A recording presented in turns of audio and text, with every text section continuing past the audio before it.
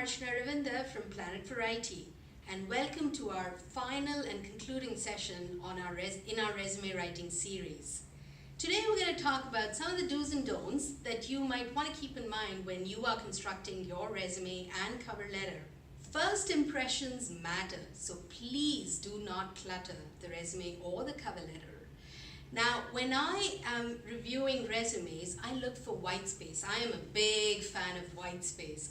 To me, white space kind of indicates a very professional approach to presenting the resume as a document, and it also shows clarity of thoughts and exceptional communication skills. Another tip that I can share is please keep the resume to the point.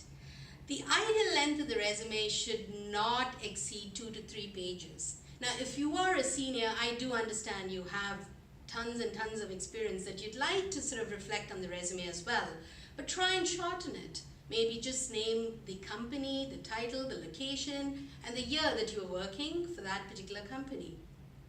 Always tailor the resume to the audience that you think might be reading the resume. Someone in HR is actually reading the resume. So if you are using, let's say, some jargons which are very project specific, or abbreviations, or maybe even project terminologies, try and explain them the first time you use them. Always remember the goal is for the HR person to read the resume and then forward it to the hiring manager.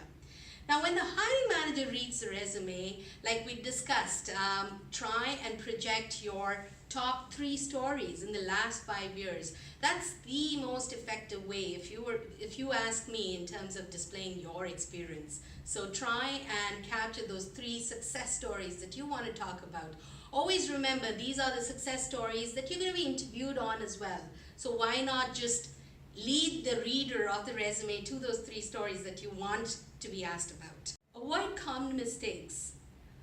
After you wordsmith the resume, at least take the time to run a spell check. A lot of people don't even bother to run a spell check after they've constructed their marketing document.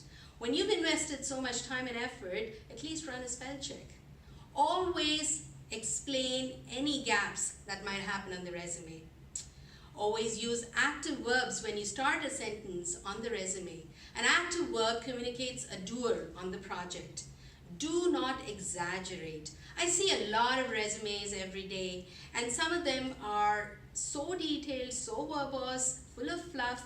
That is an absolute no in my world. I would like resumes that are short and simple and very precise. Now, as we've journeyed together constructing our resume and cover letter, I've thoroughly enjoyed the experience. I hope this has been a beneficial session to you all as well.